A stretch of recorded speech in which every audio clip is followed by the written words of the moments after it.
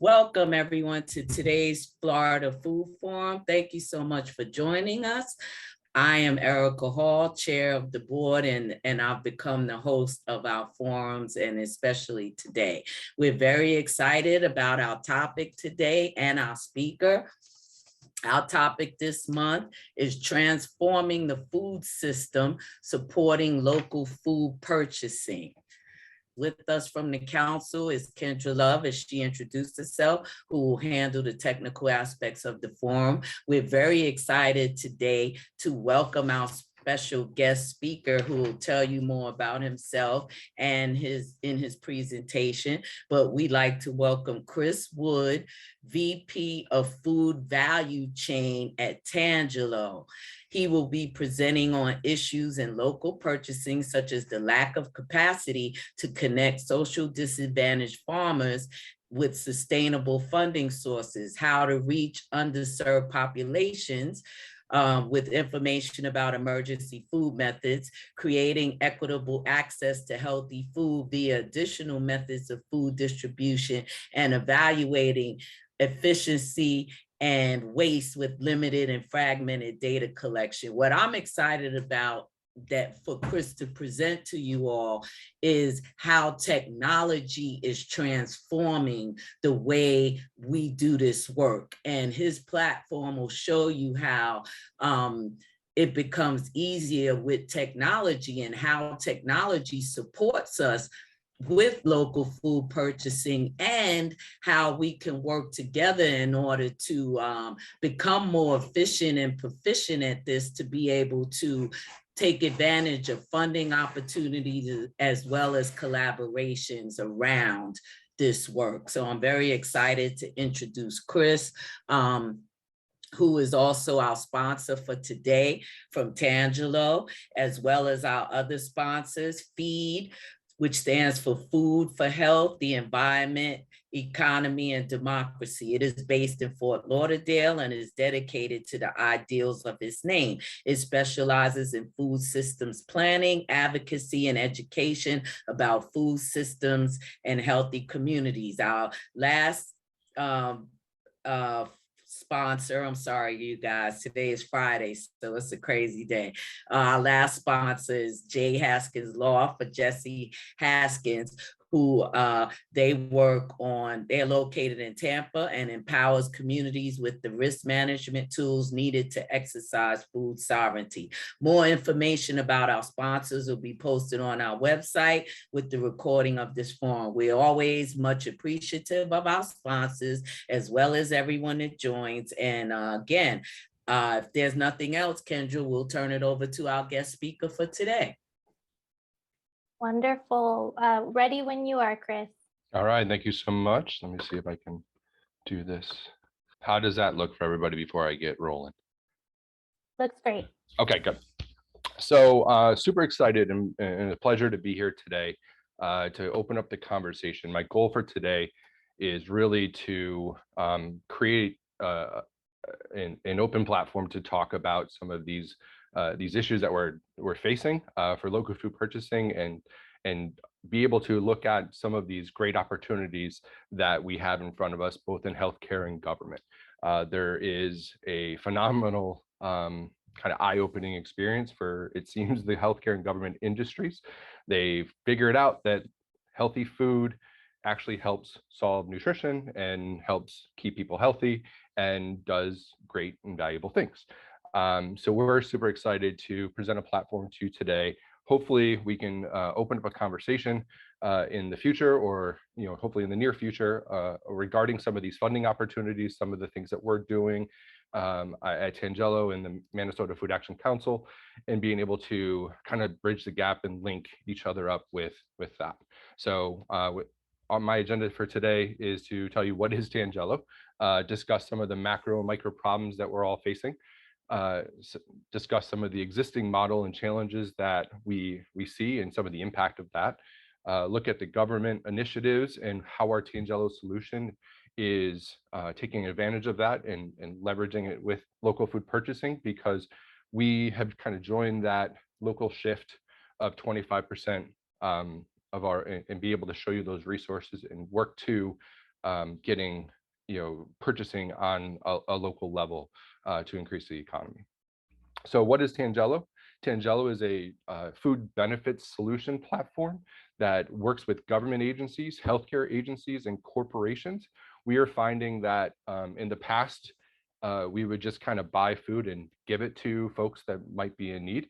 But over the last year or two, we've seen that they don't want to just give money away anymore. They want to see what type of impact that money and those food is having on folks. So we have a platform that helps us design a program, administer the program, find the right sourcing, primarily local sourcing, and do the last mile logistics, report and give all the transparency that is needed so we can show that local food purchasing and healthy food to the at-risk consumers is actually cost neutral, if not more beneficial for everybody involved. For local food purchasers, we want you to have the opportunity to impact consumer health through food and procure it at a fair price. And we'll discuss some of that here shortly. Over the last 14 months, we've been moving across the country. My job, I live in Sarasota, Florida, but my job is basically a nationwide organization where we've done over $20 million in food benefits. We focus on quality and customer satisfaction, which for underserved populations, it's not always the major focus. It's more about getting calories out, and we focus more on what kind of food do you actually get, and are you satisfied with that food that you're receiving? And then our focus from the procurement side, we want 85% or more minority owned or women owned businesses and farms that are procuring and servicing our products. So that's what we've done over the last 14 months, and we are cruising along this year as well.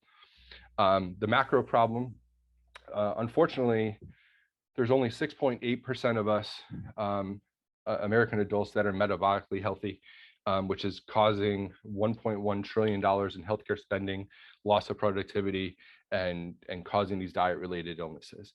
And we created a platform. A lot of ours are personal stories where people had some sort of cancer or diet-related illness that we wanted to all kind of come together as an organization to help solve some of these problems.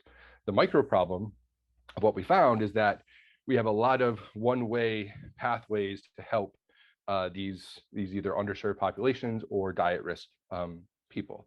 So the government has one way of doing it, healthcare has one way of doing it, the kind of the nonprofit, the agriculture side of it has one way of doing it. There's all these different one-way solutions, and we saw that if there's a way to get them all together, we might be able to kind of streamline some of these opportunities and get everybody moving towards the same goal. So some of the local food system challenges, I'm sure, if you're a farmer or a producer, food hub, if you will, you're probably facing these, and there's probably more. I just kind of pick some of the highlights that I hear on a regular basis when I'm talking to state agencies. For local food purchasing, they have a very big competitive disadvantage with big ag, and some of these socially disadvantaged farmers and rural folks are disconnected from a lot of these retail chains and operations that are doing these large businesses. Farmers markets typically have limited outlets and they don't reach all the consumers. So that, that's typically where a lot of these funnel into. We, in Florida, we do a great job. We have $5.5 billion in sales, but there's definitely room for more comparative to how many people actually live in Florida. In the food banks, where they are starting now to support more and more of the local farming, but it's more of a pick and pack model, and it doesn't always pay the farmers at a fair price. And they're typically looking for more of the lowest value items. So, it hinders some of the opportunities for local farmings that in getting them into more of a streamlined approach to that consumer. And then the government, admittedly, and this is not just Florida, this is a lot of states that I talk to, there's a lack of capacity to connect these local farm sources to the people and the funding sources that support these folks. So we're trying to look at those opportunities and start to solve them. The impact of these challenges, we all know that there's farmers that are left out of these programs. I did a lot of work with the Farmers to Families program, and there was a ton of funding that went through these rounds of huge, huge impact. And because of the way that we did this funding source, you saw these huge peaks and valleys of funding and purchases. And from the local farming status and a lot of the local farms that I worked with, they couldn't handle these peaks and valleys, and because of that, a lot of them opted out. So we look at that impact on that side of it. A lot of the consumers are left out because not everyone can get to food drives, not everyone can get to these distribution hubs. Some people have severe disadvantages of being able to connect to those opportunities. So these short-term funding opportunities are not sustainable in the way that we operate. And then your operations as a food hub or a local farmer become inefficient because you can't get the funding to stabilize your operations and properly scale to the ways that you need to become more efficient and more competitive on a retail level. And what we want to do is be able to help that measuring of the impact and making sure that what we do accomplish is relayed back to the state agency, so you can make better decisions moving forward. Right now, there is a local food purchasing assistance cooperative that was just initiated. It's about $400 million across the country. And Secretary Vilsack has said, let's transform our food system, ensure equity, end the pandemic and nutrition insecurity, and rebuild rural economies. For us, this was, it gave us chills to say, like, the work that we're doing before this came out is actually, impactful, and the government is starting to see it as a way of the future versus just another way of putting money out. The problem with that is that when you have an existing model, there's all these new programs that are being started up. LFPA, you have SNAP and the expansion of SNAP, you have fruit and vegetable program, you have the farm to school program coming out. There's all these different opportunities, but as a local farmer or a local food hub, to keep all those straight becomes burdensome.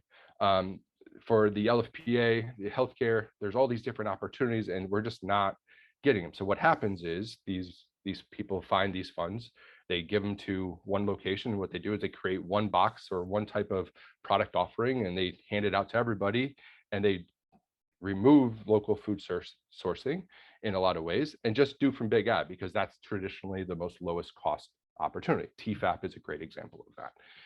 And then they just receive it out by the food bank system and pulling those away.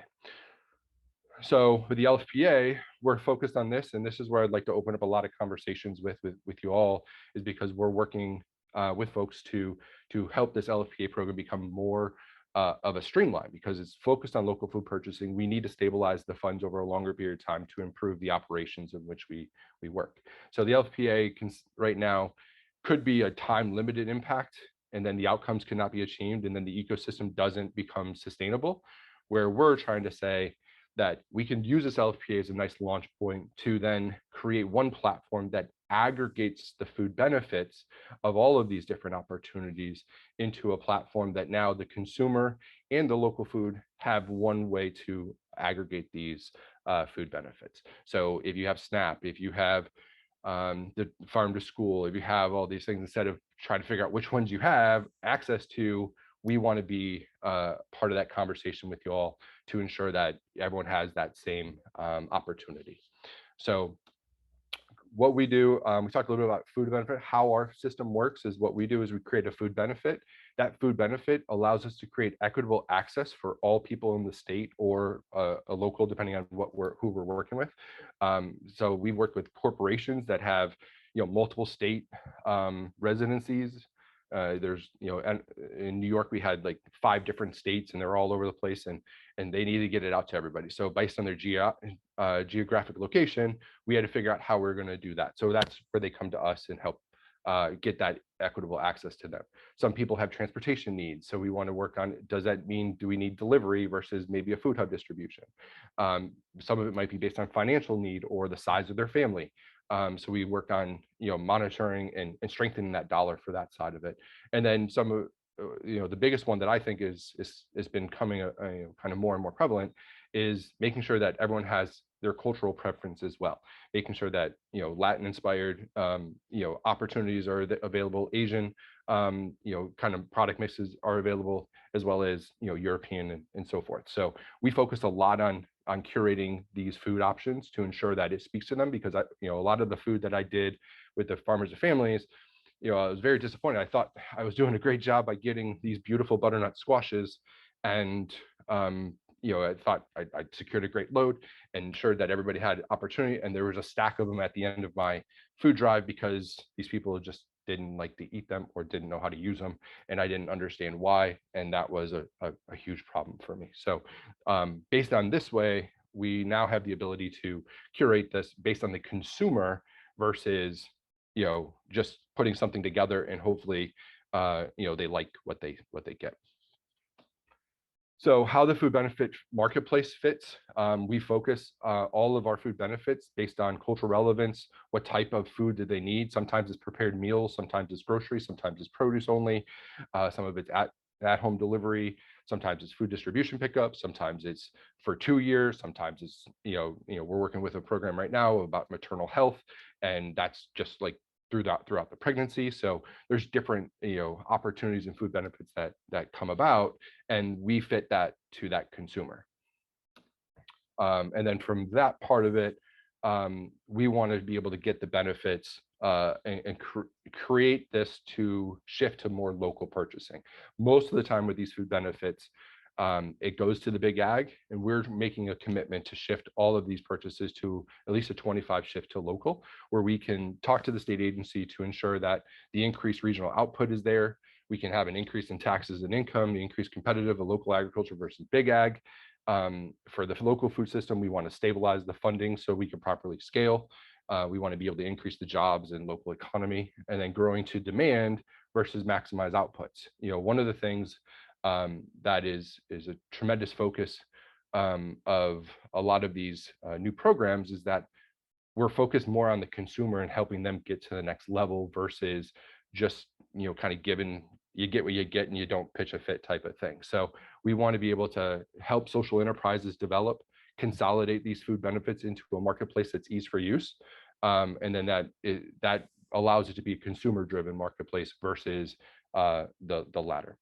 And then from a sustainability side, all these local barriers, we want to remove them. So some of it is funding, some of it is land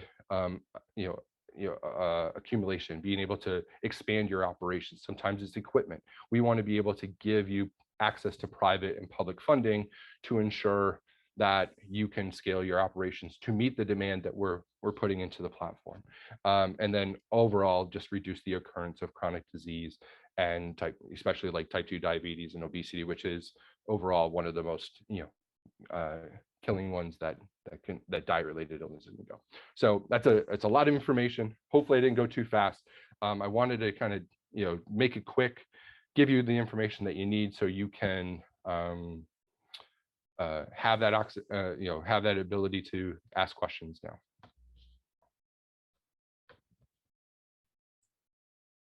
Thank you so much, Chris. And I'll turn it over to Kendra, but I just, again, thank you for this presentation. And I just wanted to give everyone an opportunity to become familiar with the platform and to ask questions about how it can assist them in their work in their respective regions, and various questions around, I see already in the chat, around socioeconomic status and what benefit is it to people of certain income levels. So I'll just open it up.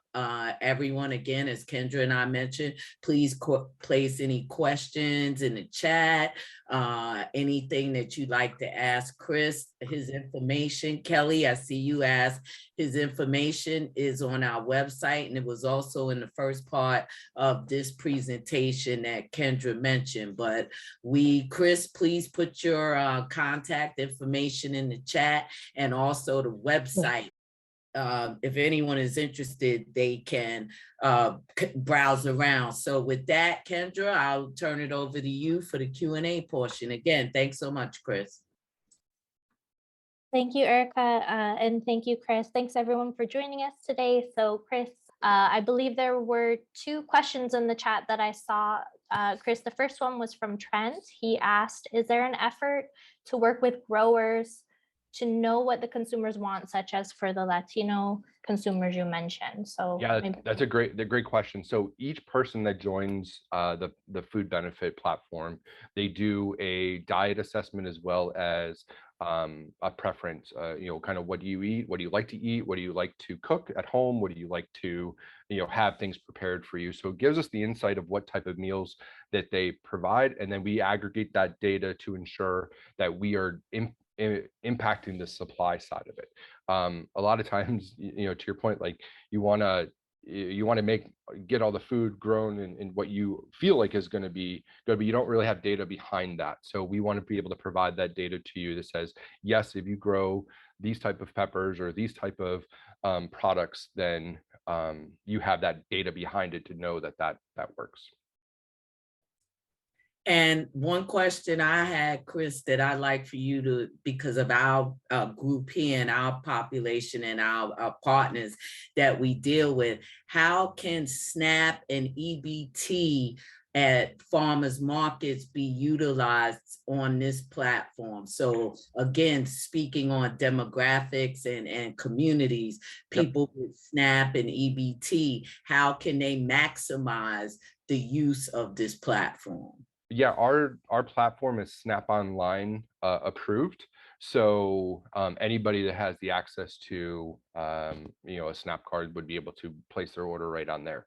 And what's great about that is that we can route those orders right to farmers markets that want to be a part of the system, and being able to service your local capacity. So we want to aggregate a lot of these benefits. The next step with the state agency is the e-WIC process, and being able to have more the WIC benefits, and working with like GusNIP type of funds and matching funds. All of those benefits become cumbersome for the consumer, so we want to aggregate it and then route it right to these farmers markets or these type of local food hubs that allow that access to be captured. Great. Did I answer And that? similar question, I think, from Lana was, is Tangelo only for consumers at a specific socioeconomic level?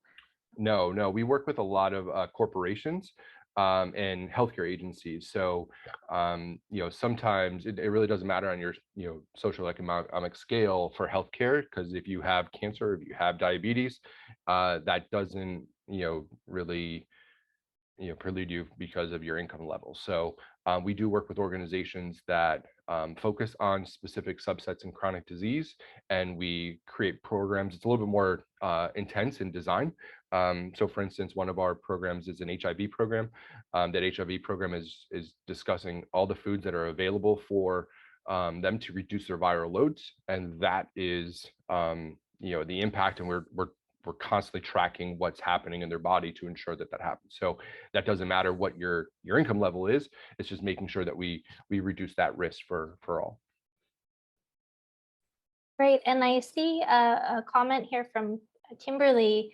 Kimberly, I'm actually wondering if you might be interested in unmuting yourself to ask this question. I'm kind of curious. You said you're a local food pantry, currently feeding approximately 300 families a week. If you want to keep going with the question, it'd be great to hear from you directly. Absolutely. So yeah, I'm the director of Winter Garden Presbyterian Food Pantry. Great. And we're the largest food pantry in Charlotte County right now.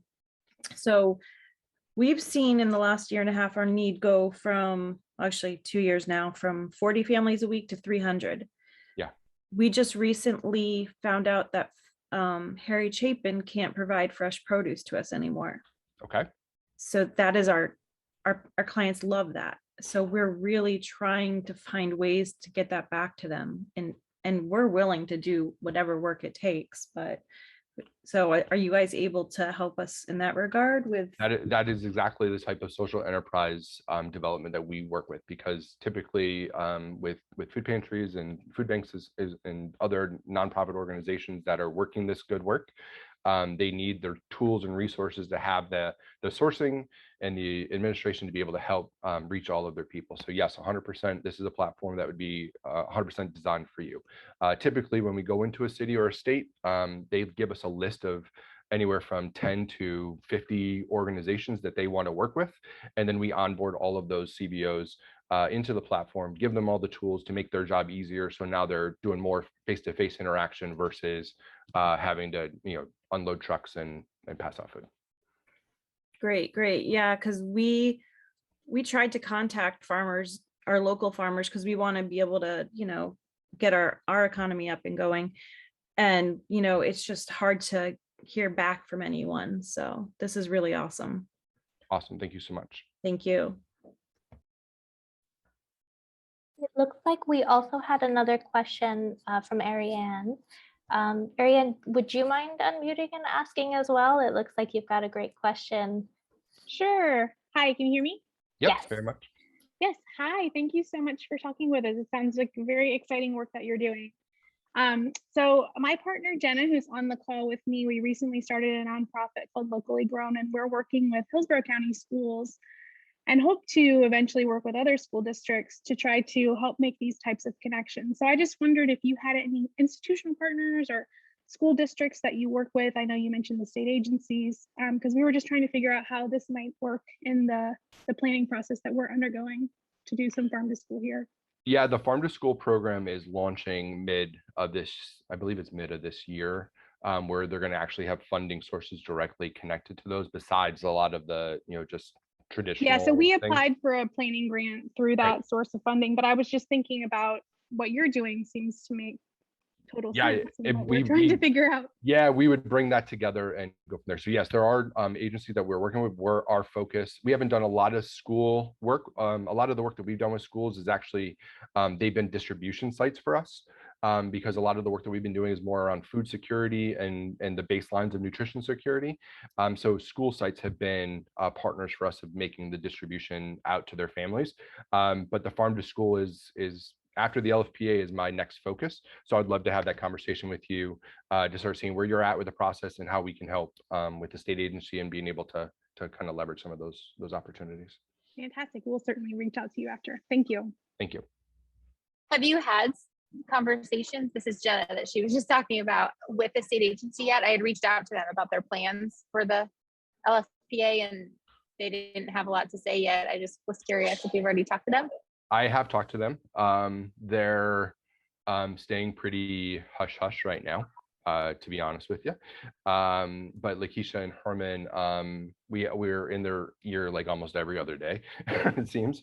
So yes, we are definitely knocking on their door. I have meetings with Sherry and Robin from Feeding Florida, who seem to have an inside track with them as well next week, and how we can kind of bring all these opportunities together as well. So yes, we are. LFPA is my number one focus for the whole country, if you will, but especially Florida because I live here. So that's my thing.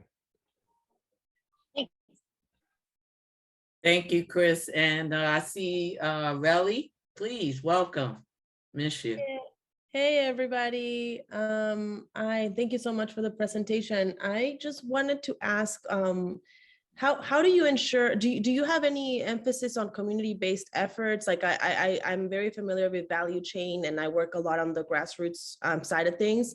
And a lot of the times the value chain, like the existing value chain aspects are not always as accessible and easy to connect to. And when I think accessibility, I'm thinking affordability and ease to use. Yep. For a lot of these grassroots organizations. And I'm wondering if you have any examples or things that you've done or parts of Tangelo that are looking into that. If hopefully I answer your question correctly. I think I have it. So Wake County is a great example of that, where there's more localized benefits that are being generated to create that access.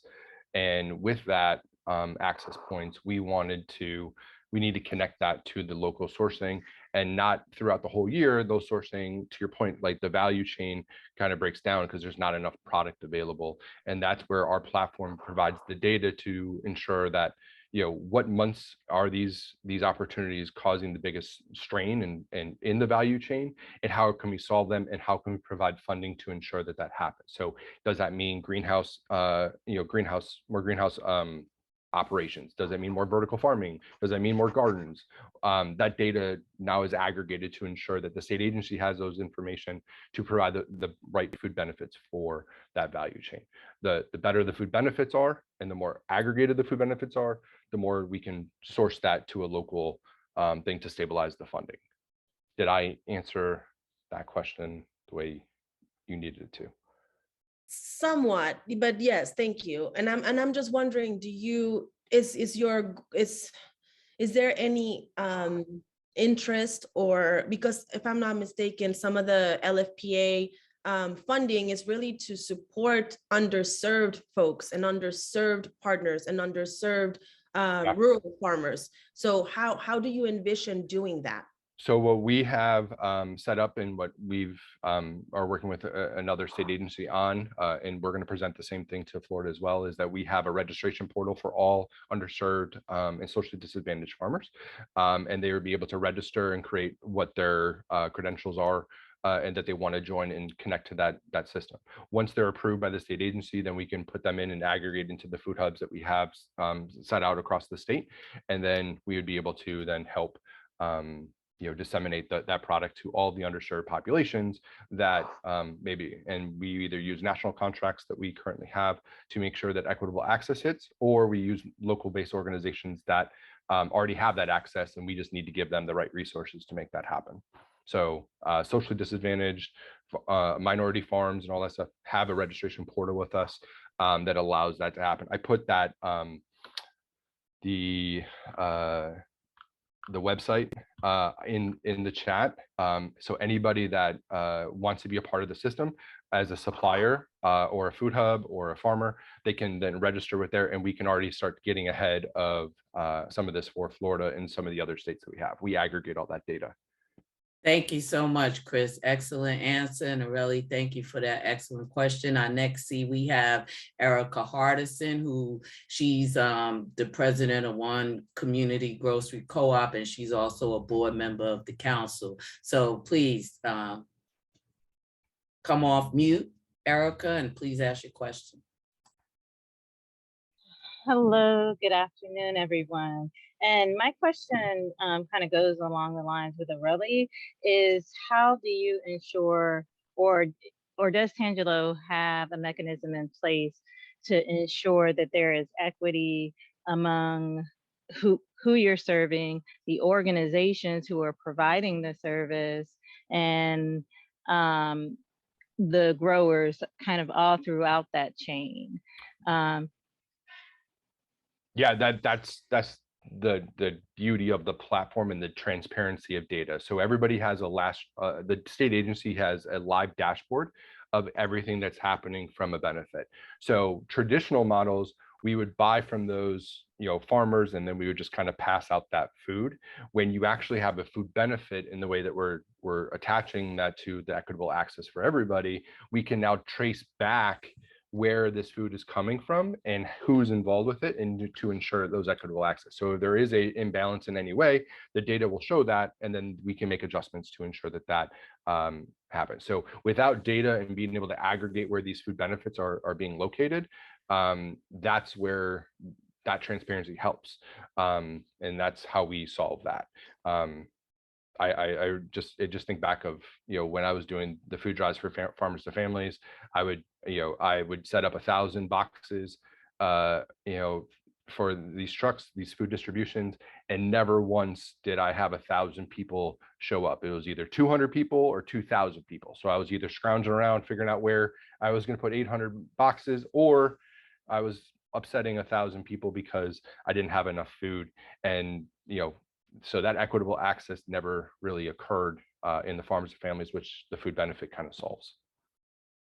And I'm kind of in the same place as, I think Aurelie just put something in the chat, but unfortunately. yeah, I'm just trying to see, like, how do you solve that problem? We know that the data, I mean, I think it's absolutely awesome that you all use the data to inform your decisions. But once you get the data, how does that turn into, how does that move along the chain? Or how do you contact people who are not being reached in the growers portion? How do you work with organizations to get to participants who need the service, if you're seeing that in the data? So I guess my question is more of what kind of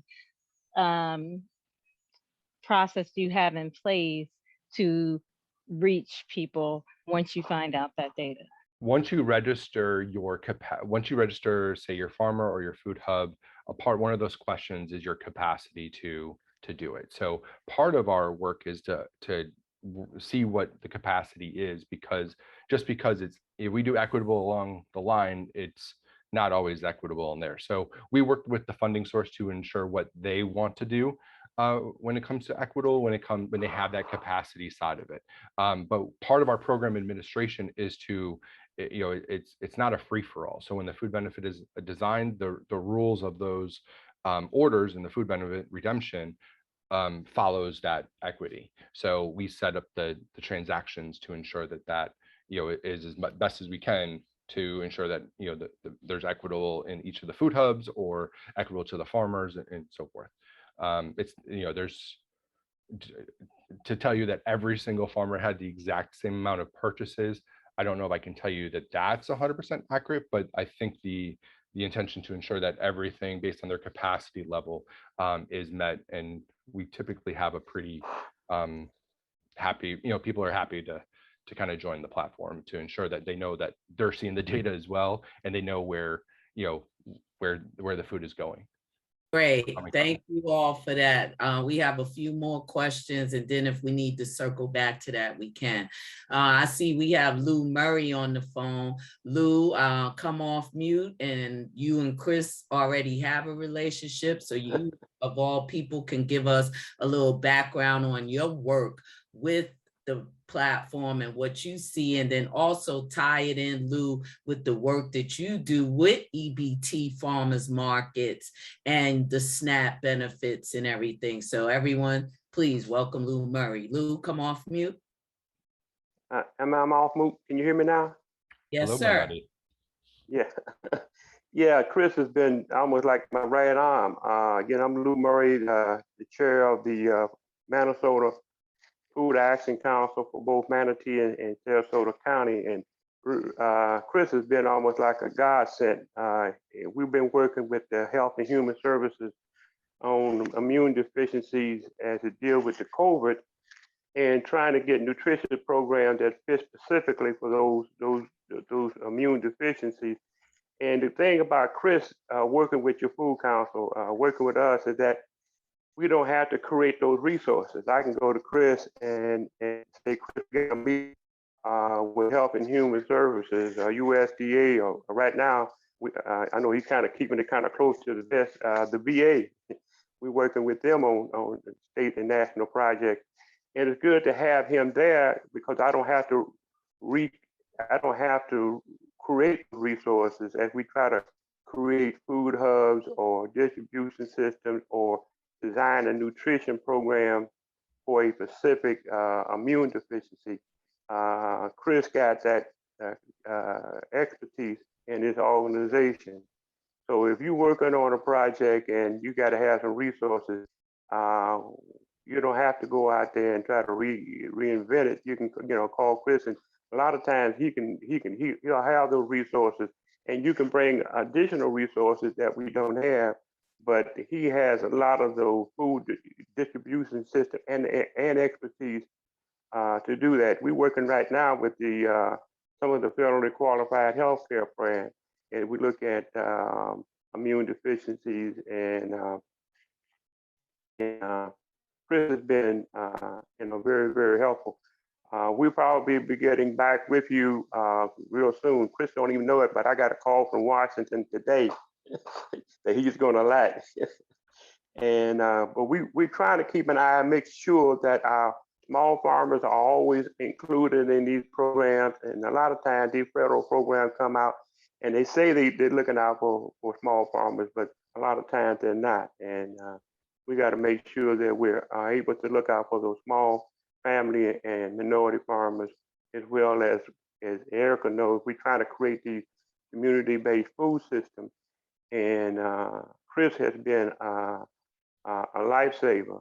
And as we create those EBT farmers markets, now we got a supplier. You know, we can create the EBT farmers markets, but if we don't have producers, we don't have produce to bring in there, and we don't have a system to bring the minority farmers in, is for naught.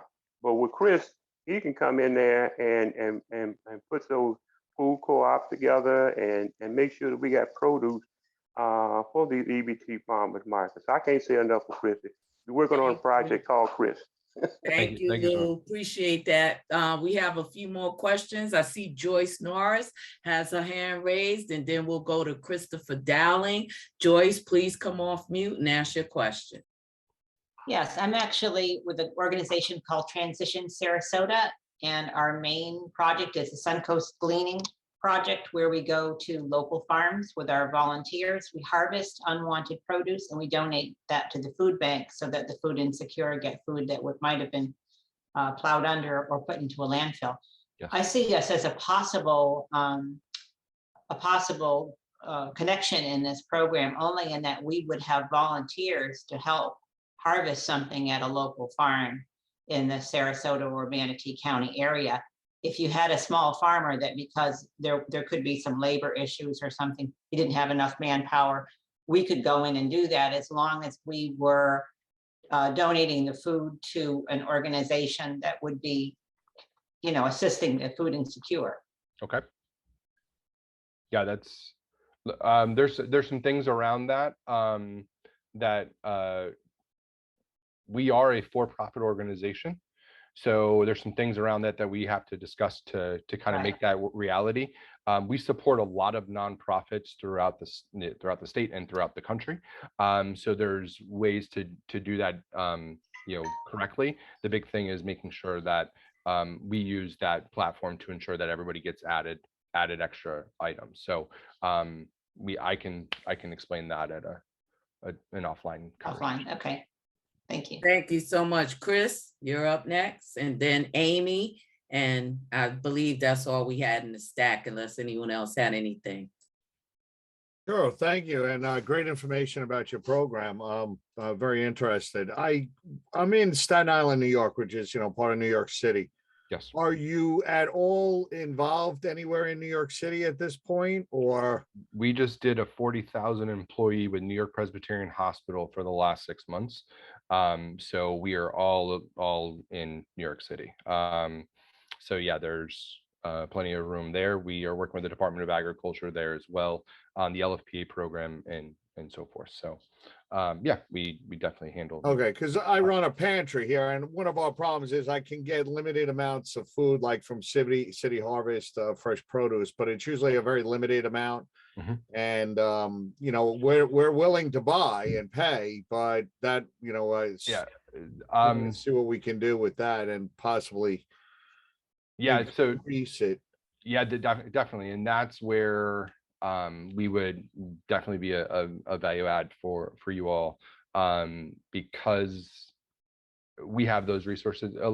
What people, you know, forget about produce is that it's a very time sensitive product. And typically speaking, and not all food banks are like this, and City Harvest does a great job, so I would never say anything negative, but they don't have that on time thinking process around how long something is actually good for. You know, that's why they don't deal with strawberries, and strawberries are a big component of what we do. Blueberries are a big component of what we do. So we look at that nutritional aspect, making sure that we're an on-time type of produce to ensure that you have the most quality things what you're delivering. Yeah, I mean, you can only give out so many onions. You can only give out so many onions, potatoes, and carrots before they say, Right. I don't know, I can't do it. You know. Thank you. Thank you so much for that question. And Amy, please come off mute and ask your question.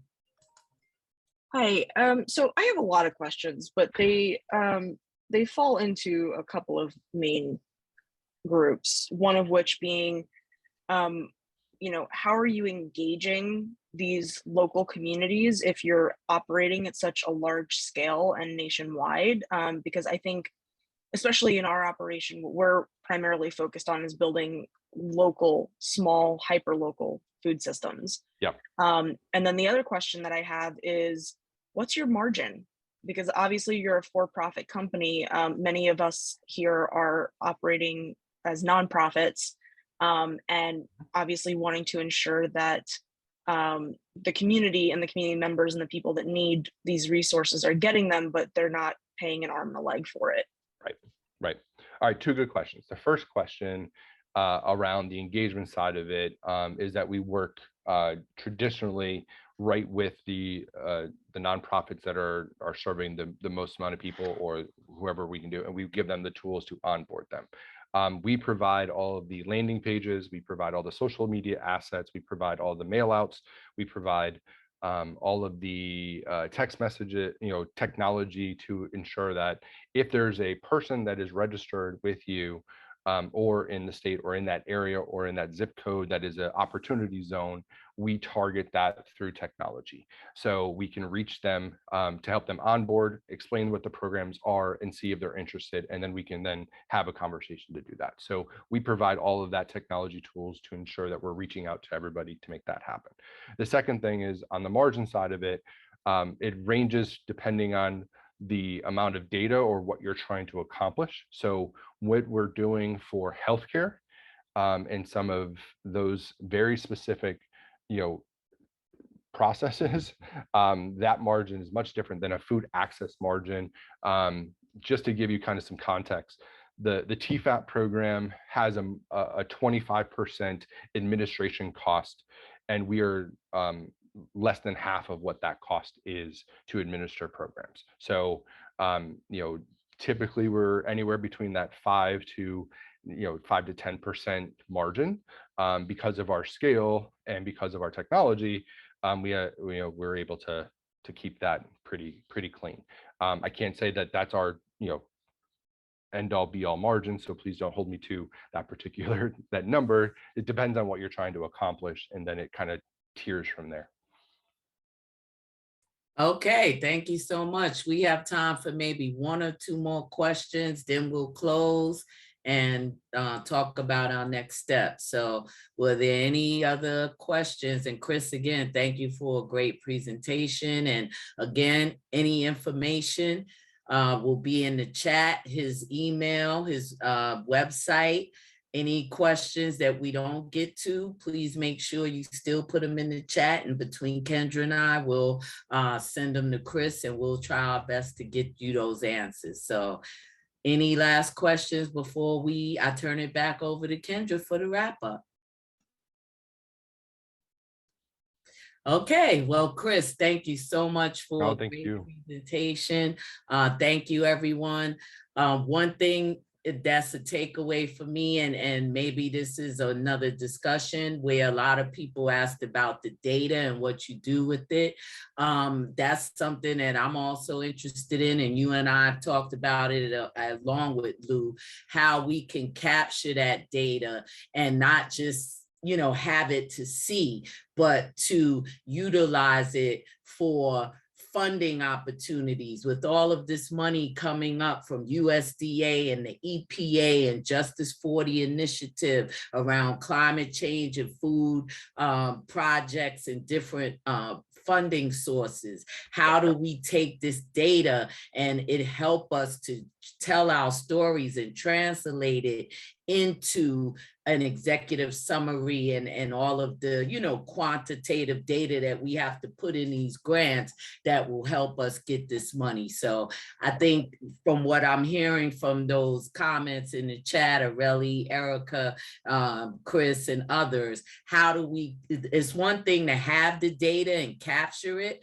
but how do you take it and be able to, use it in order to move it to the next level. So I think that was something that I'm hearing from our group and from our demographic and the communities that we work with. How can we take that data and it continue to be useful for us? So with that, thank you, everyone. And Chris will keep in touch with us on that. And again, he and I have discussed how in Florida, we can all work together to make sure that we take this data and our relationships and be able to leverage it for funding opportunities. So again, Chris, if you wanted to add any last thing on that before I turn it over to Kendra. Yeah, I'm very focused on and connecting with as many folks, granted that we have quite a bit of resources, but I do encourage to, connect and get going, especially around the LFPA program. I really wanted to open up the conversations around this because it's a very tight window and short opportunity. That's why I was very excited to kind of meet with you all and being able to get this on the same page and be able to connect the dots for them. So if you're working on the LFPA, please reach out to me directly and let's start working together on making these solutions. Yes, thank you so much, Chris, and thank you, everybody. As usual, you all, this is where we do this. We have these robust discussions and we continue to build together and work together. So with that, I'll turn it over to Kendra to wrap us up. All right, well, thank you so much, Erica. Chris, thank you so much for all the great information that you shared today. Thank you everyone for being online with us, taking your lunch to share that time with us. We really hope that this forum has been helpful for you. Our goal with these forums is to kind of break down those silos. How can we help each other? What are our challenges? How can we work together instead of trying to reinvent the wheel ourselves? So that's the reason we do these forums. We do want to thank our sponsors, Tangelo, J. Haskins Law, Feed. All of us at the council are volunteers. We do this because we want to do better. We want to make our food systems better. So any and all donations are always appreciated. It helps keep our website. It helps allow us to keep these forums going. We do have a members only networking event next month. So if you are a member of the Florida Food Policy Council, if you're not a member, please join us. It's only $25 for an individual for the entire year. You can come to all of our members only events. If you need a scholarship, we totally understand. Reach out to us, let us know. We don't want to hinder anyone from access if you can't afford it. So please reach out to us. Our website is www.flfpc.org. You can send us an email, info@flfpc.org. We are on all the social media channels and we post our upcoming events on those channels. We will also be posting a link to the recording of this forum on our social media, on our website next week. We also have a follow-up post that goes up on our website. You can access all of our previous forums on YouTube as well. And I think that about covers it. So just thank you again, Chris. We'll have his information in those posts as well. So you can reach out to him if you have any questions. And if you can't get in touch with Chris, reach out to us. We'll make sure that your questions get to him. With that, I will turn it back to Erica for last thoughts. Yes, again, thank you, Chris, for a great presentation. Thank you to everyone that spent your lunch hour with us. You could be a lot of places, but you're here, so much appreciative. And this is what we do. We provide this space for communities to have discussions around issues that affect all of us. We live here together, we eat, we all need to work together in order to feed everyone. So as always, thank you all for your support. And as usual, let's do better and let's be better. So with that, I bid you all adieu. Have a great weekend and keep up the good work and keep up the good fight. Again, thank you. Thank you to Chris. Thank you to our sponsors, our board members who are on today, Anthony, Erica, our colleagues, Aurelie, and all of our partners, Amy. We appreciate you all, Kelly, Lou, Thank you for the support, and let's make 2022 better than any year to this point for Florida and for Floridians and for food, for justice and for sovereignty. So let's do this together, you all. And with that, I say peace and love.